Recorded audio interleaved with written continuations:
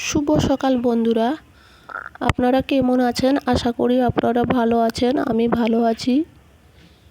সঙ্গে থেকো, সাথে থেকো। আশা করি ষষ্ঠীর ব্লগটা আপনাদেরকে ভালো লাগবে।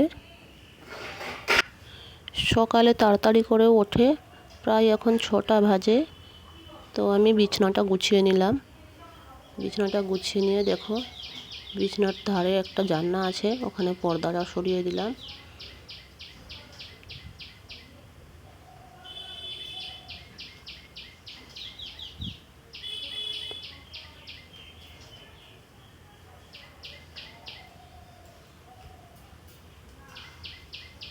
তো তাড়াতাড়ি করে বিছানাটা গুছিয়ে নিয়ে এবারে একটু ঘরটা ঝাঁট দিয়ে দিচ্ছি। তো এইভাবে সকালে তাড়াতাড়ি করে কাজগুলো শেষ করে দিয়ে চান করে এলাম। চান করে মাথাটা আঁচড়ে নিয়ে যাচ্ছি, তাড়াতাড়ি করে রান্নাটা করতে হবে। কেননা আমার বাবা মা আমার বাড়িতেই ছিল। তো বাবা মা বললো এইখানেই ষষ্ঠী করবে সবাইকে। তো আমার 2 দিদি, জামাইবাবু সবাই আমার বাড়িতেই এলো, এখানেই রান্না বান্না হবে। তো আমি যাচ্ছি, তাড়াতাড়ি করে রান্না করব। আমি একা করব না, আমার দিদিরাও সঙ্গে লেগে করবে। এবারে যাচ্ছি, আমি আগে টিফিনটা করে নেব। একটু ধোসা আর সাম্বার করব। আমার ছেলে খুব খেতে ভালোবাসে, আর আমার দিদির ছেলে মেয়েরাও খুব খেতে ভালোবাসে। ওরা প্রথম থেকেই বলে দিয়েছে, মাসি আমি তোমার বাড়ি যাব, কিন্তু ধোসা খাবো। আর আমার হাতে ধোসা খেতে ওরা খুব পছন্দ করে। তাই আমি ভাবলাম যখন সবাই আজকে আসবে, তাহলে টিফিনে আমি আজকে ধোসা সাম্বার করে দিই।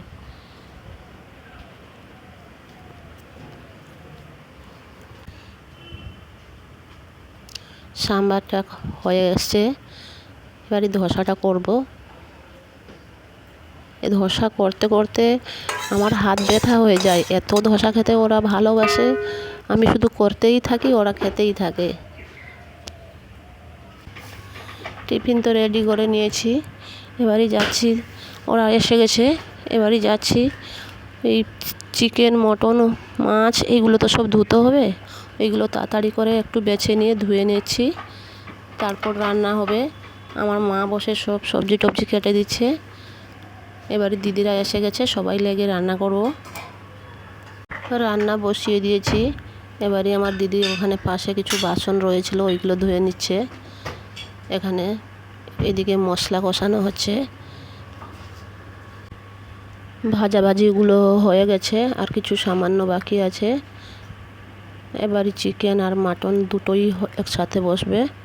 চিকেনের মশলাটা কষানো হচ্ছে, এরপরে মাটনের মশলাটা কষানো হবে। মাটন মশলাতে দিয়ে দিলাম, দিয়ে কষিয়ে নিলাম। এবারে চিকেন মাটন দুটোই হয়ে যাবে।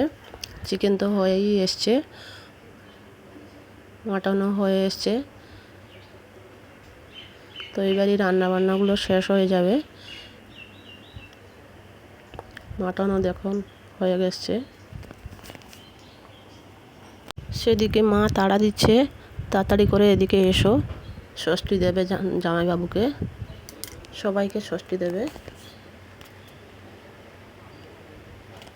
এদিকে বাচ্চাগুলো বসে ক্যারাম খেলছে, সবাই মিলে প্রচুর আনন্দ করছিল। তো এবারে মা ষষ্ঠী দিচ্ছে জামাইবাবুকে।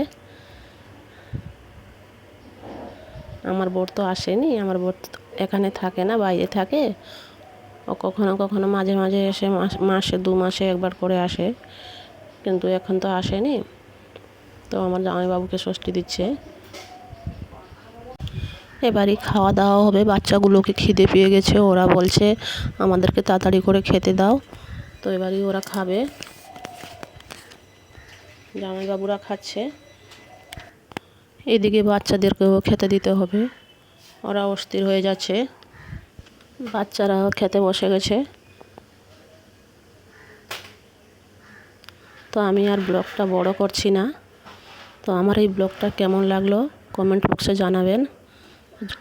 যদি এই ব্লগটা আমার ভালো লেগে থাকে, লাইক, কমেন্ট, শেয়ার এবং চ্যানেলটাকে সাবস্ক্রাইব করবেন। ফির দেখা হবে পরের ব্লগে। সবাই সুস্থ থেকো, ভালো থেকো।